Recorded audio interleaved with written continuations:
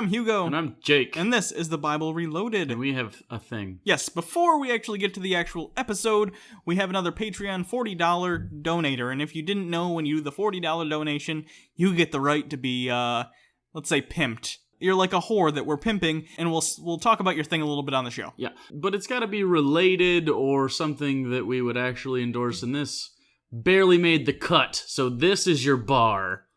This is your bar. There's the bar. People that think that we want to sell sock puppets on the show. I'd sell sock puppets. No, I'm a puppet fan, Jake though. And Hugo sock puppets. Well, that just Etsy, makes it better. But I want to cut. Anyway, this is from Brent Guggisberg. Or Googisberg. I don't know. Either way, it sounds like a phlegm, I don't know, a phlegmy reaction. Yes. So apparently they have a website. The website is webitch.net, and the premise is you go on there and you complain about stuff. So and there's different categories. So like if you work in retail and you want to complain about people you saw at work or whatever, you can go do that there. There's also different, like, versions of it. There's, like, a pirate version, which I assume makes the letters different and, puts ARG in front of things. I don't know. Anyway, if you want to go check that out, you can do so. There's your plug. Okay, now our plug. We already have a Facebook, we have Twitters, now we have a Reddit, if you're a Reddit person. Yeah, I get... Have we just bridged the gap into stardom? Internet stardom? I don't think so, because people hate Reddit. Understandably, I use Reddit all the time, and I still hate it.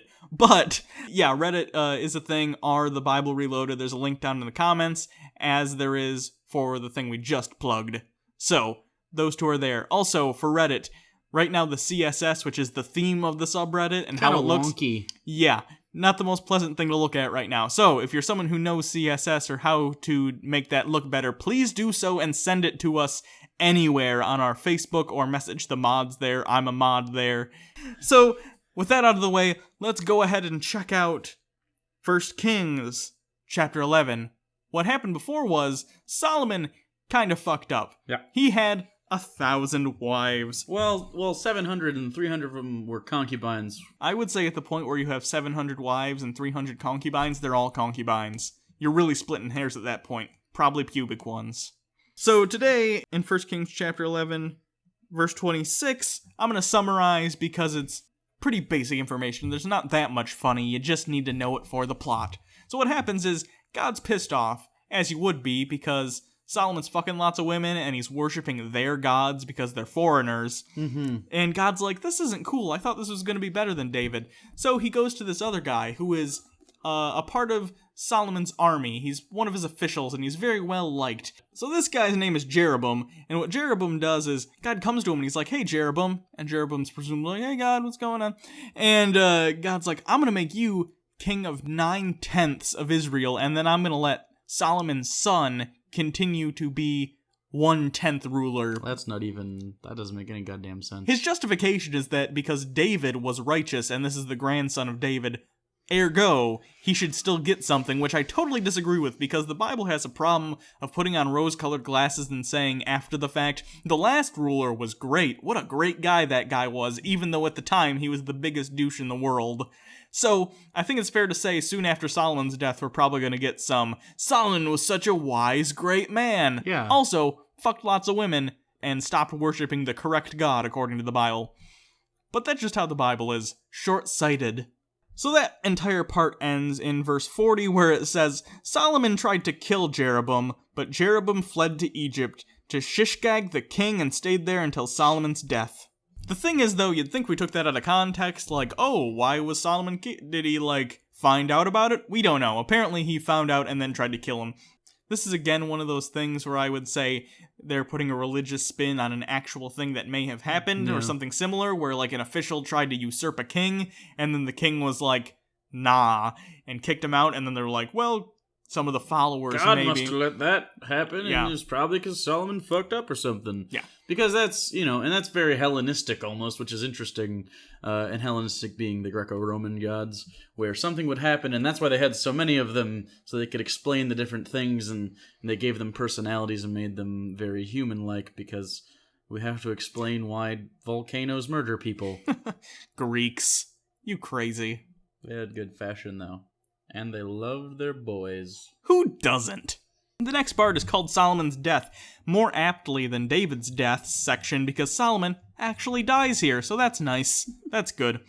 As for the other events of Solomon's reign, all he did and the wisdom he displayed, are they not written in the book of the Annals of Solomon? So he's basically, the writer of this is basically like, and there's a bunch of other stories, but you should fucking know that. I mean, why are you in this book if you haven't read those already? Good for that author, though. He knew he had shortcomings and essentially said, I couldn't do justice. I'll let someone else tackle this. It's like when George Lucas decided to stop being good at his job to say, like, okay, it's other people's turn. Solomon reigned in Jerusalem over all of Israel 40 years. They love that 40 years. I cannot imagine all these leaders actually had a leadership role for exactly 40 years. Then he rested with his ancestors and was buried in the city of David his father, and Rehoboam his son succeeded him as king. And then we're gonna get some shit because Jeroboam, still hiding in Egypt, and he wants to come back with a vengeance. The Bohms. This is Bohm versus Bohm. I don't have a joke for that because I think that's the only time that's ever happened. Bohm versus Bohm? Someone write a joke for Bohm versus Bohm in the comments. I'll be impressed because I'm very funny and I can't think of a single joke. Wait, is that one? Nah. No, that's just being very open about our shortcomings, much like the author guy from before. Damn. We did exactly what we just bitched about. We are tying this episode together today, Jake. I know. We got this. We're really good at high fives. That was an excellent high five. That's an 8 out of 10 high five. That's the kind of high five that if you never had a better one, but you always had consistently the same, that'd last your whole friendship. So then we get into 1 Kings chapter 12. Israel rebels against Rehoboam, and that is because Rehoboam is an asshole. And he has a difficult name to consistently say. I think that was the issue. They were like, Rehoboam? Fuck it, we need a new king. This isn't gonna work out. Couldn't we get like a Bob once? King Bob? Like from the show Recess? David was close. David was alright. They'd be like, hey, Dave, what's going on? But then they beat the shit out of that dead horse, and they're like, look at all the Hasselhoff jokes they made. Poor Hasselhoff. Stupid Jake and Hugo. He doesn't need our help to be hated, let's be honest. He did save the entirety of Berlin. Rehoboam went to Shechem, for all Israel had gone there to make him king. When Jeroboam, son of Nebat, heard this, he was still in Egypt, where he had fled from King Solomon. He returned from Egypt, so they sent for Jeroboam. He and the whole assembly of Israel went to Rehoboam and said to him, Your father put a heavy yoke on us, but now lighten the harsh labor and the heavy yoke he put on us, and we will serve you. So the congregation is essentially saying, your father did a lot of shit to kind of besmirch the name of us, like he kind of turned against God, so if you can kind of reverse some of that bad juju, that'd be great. Like, because Jeroboam's right here, and he could totally be king instead of you, but we're gonna give you a shot, because lineage and whatnot. Also, you're a Bohm. Yeah. Don't fuck this up, because we got another Bohm waiting in the wings to replace you. I want to know what a Bohm is. What's a Bohm? It sounds like a very specific tool, like something for cobbling. Like the sole of the shoe got really fucked up, so this Irishman, use the Irishman brought it in. It's like, oh, we gotta boom that shoe. Yep, that's what that is now. That's not even a joke. I'm just seriously. That's true. Put it in the dictionary. Merriam-Webster. I will take cash and/or flowers. Flowers? I'm sensitive, goddammit. Rehoboam answered, Go away for 3 days and then come back to me. So the people went away. So he had to think about, should I fuck this up? This is a weird Hamlet situation. Should I do the thing that's clearly the thing I should do? I don't know. Maybe I'll hold a dead dude's skull and it'll help me decide. I'm Shakespeare. He was contemplating suicide. I don't care. He was depressed. Hamlet is a fuck up. I'm not saying he's not, but, Have you ever seen the one with Ethan Hawke? Have you seen the one with the lions? That one's great. There's a Hamlet with the lions? Oh, you mean Lion King. A total ripoff. Fuck you, Elton John. Then King Rehoboam consulted the elders who had served his father Solomon during his lifetime, because that worked out so well for him. How would you advise me to answer these people, he asked. They replied, If today you will be a servant to those people and serve them and give them a favorable answer, they will always be your servants. So tell them what they want to hear? Basically. Like, wow. It's not even really personal for you, at least it shouldn't be. That's not even advice. Just like, hey, don't do the fuck up thing, dipshit. Have you seen Hamlet? Well, no, it didn't happen yet. Imagine Lion King, but with people. Darth Vader was the dad. But Rehoboam rejected the advice the elders gave him and consulted the young men who had grown up with him and were serving him. I imagine this is his, bros. Like, oh, what should I do, guys? Should I give him the thing? No, Rehoboam.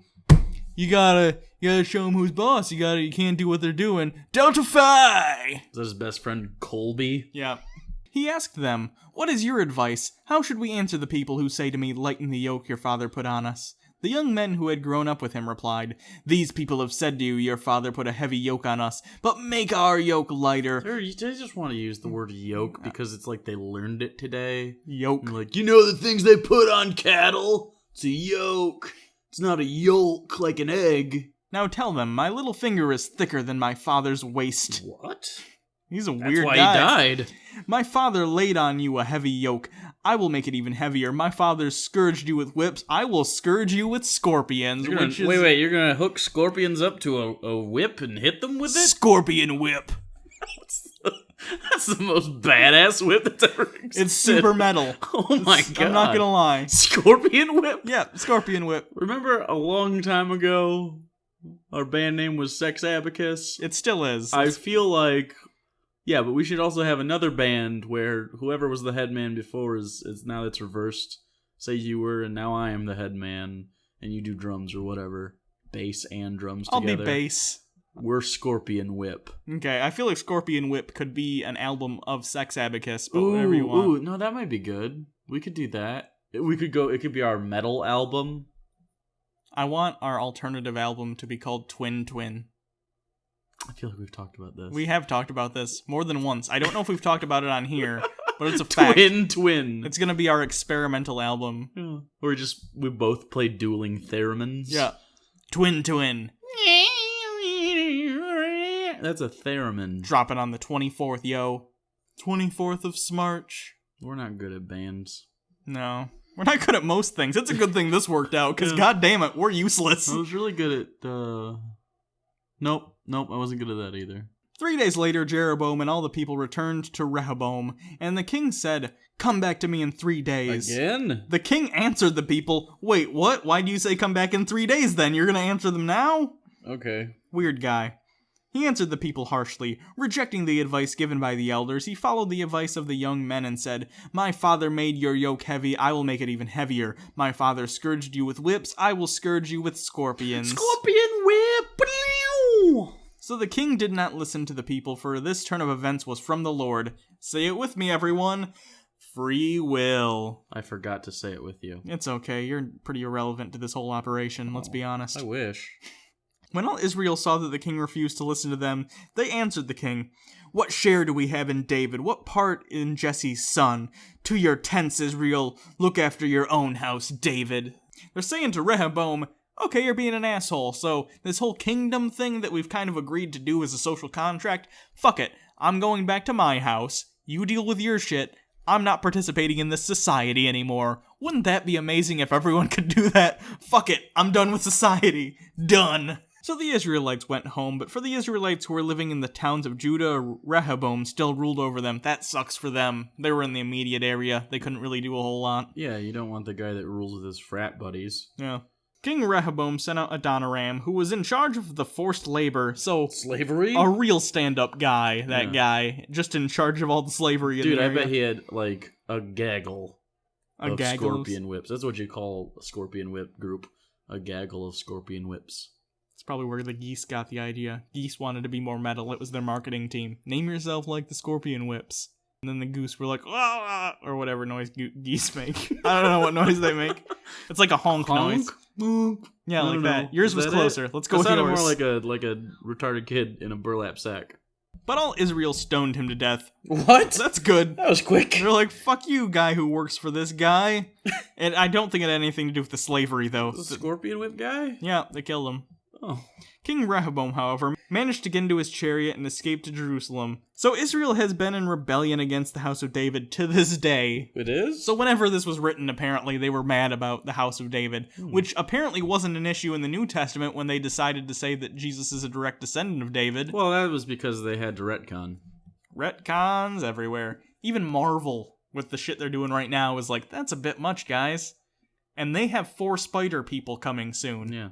They're deleting like all their universes, and they're just like, this is how this happens. This is a battle planet. It's cool. I'm not gonna lie. It is very cool. It's cool. I want to go to the Hulk place. Yeah. That's for people that like no one knows what we're talking about except for nerds. If you're a comic book person, all hail doom. When all the Israelites heard that Jeroboam had returned, they sent and called him to the assembly and made him king over all Israel. Only the tribes of Judah remained loyal to the house of David. When Rehoboam arrived in Jerusalem, he mustered all Judah and the tribes of Benjamin, 180,000 able young men, to go to war against Israel and to regain the kingdom of Rehoboam, son of Solomon. So we get another number here, and you remember a while ago when we were at like 2 episodes ago or so, when Solomon's like, hey, here's how much food I produce every day and no one goes hungry, and I asked for numbers to how much they could sustain. Yeah. I got the numbers. I remember that. I was there. It's like 45,000 people. Yeah. That's not enough. Are you waiting for me to be shocked? No. Nothing makes sense. Nothing has ever made sense. Not to me. Not anymore. But this word of God came to Shemaiah, the man of God. Say to Rehoboam, son of Solomon, king of Judah, to all Judah and Benjamin, and to the rest of the people, this is what the Lord says. Do not go up to fight against your brothers, the Israelites. Go home, every one of you. This is my doing. So they obeyed the word of the Lord and went home again, as the Lord had ordered. So they were like, fuck it. We're not going to fight. God said not to. The one time God didn't start a war in the Bible. Also, they were hungry. They were probably very hungry. Finally, today we're going to end on golden calves at Bethel and Dan. Golden calves?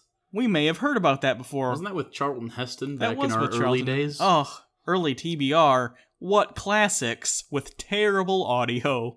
I think this is when we got the new mic, though. I don't think so. Maybe. No, you're right. This was before that. I have no idea. It was all awful. It's all a blur of terrible videos.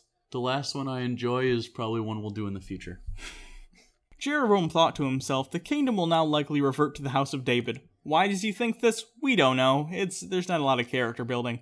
If these people go up to offer sacrifices at the temple of the Lord in Jerusalem, they will again give up their allegiance to their Lord, Rehoboam, king of Judah. They will kill me and return to the king of Rehoboam. Is he just saying this aloud to himself in a temple? He must be. It's a Hamlet situation. Gotcha. After seeking advice, the king made 2 golden calves. He said to the people, is it too much for you to go up to Jerusalem? Here are your gods, Israel, who brought you out of Egypt. Do they even care about that anymore? Because it happened like a long time ago. I guess people still harp on it today, so I guess they do. I mean, even if you're dumb and fickle enough to be like, oh, that's our new god, you cannot give it credit. It wasn't around until you smelted it. That kind of gives you a sense of the sort of thinking that went into the religious practices of the people at the time. Like, oh, you just made those golden calves? Sure, that's a god, right? Especially because it comes from their only source of power, which is the king. Yeah. And, there's not a lot of literate, educated people. Yeah, so you should... It's just it's extremely easy to understand how you could be like, oh, there's gods. All right, fuck it, I don't care. Just as long as I have food and don't die. So remember, you should trust the people who thought a golden statue was a god, that the god in the Bible is correct. One he set up in Bethel and the other in Dan, and this thing became a sin. The people came to worship the one at Bethel and went as far as Dan to worship the other. Oh, good. So they saw the one calf and they're like, this is so good, I better go see the other calf too. Gotta get the whole set of worship calves. Which is 2. Yep. Which is just a pair, not a set. Whatever. They're in the desert, so it's different rules or something. Jeroboam built shrines on high places and appointed priests from all sorts of people, even though they were not Levites. Oh. Uh-oh. Party foul. He instituted a festival on the 15th day of the 8th month, like the festival held in Judah, and offered sacrifices on the altar. This he did in Bethel, sacrificing to calves he had made, and at Bethel he also installed priests at the high places he had made. On the 15th day of the 8th month, a month of his own choosing, he offered sacrifices on the altar he had built at Bethel. So he instituted the festival for the Israelites and went up against the altar to make offerings. So this motherfucker is creating a festival to coincide with another festival that's already supposed to be happening for the Israelite people, and directly going against Yeshua. So I guess we'll see what happens next week. It's not going to end well for him, I'll tell you that much. So that's it for this episode. If you want, you can always go ahead and donate to our Patreon. You can donate to that and keep us afloat. And also $2,000 gets us a Harold Penisman show, which I'm looking forward to because I am starting to get inspired by a lot of things I'm seeing. It's going to be good. Let's get the Quran reloaded first. Well, yeah, the Quran Reloaded's coming, but we're waiting on... Theme song and logo.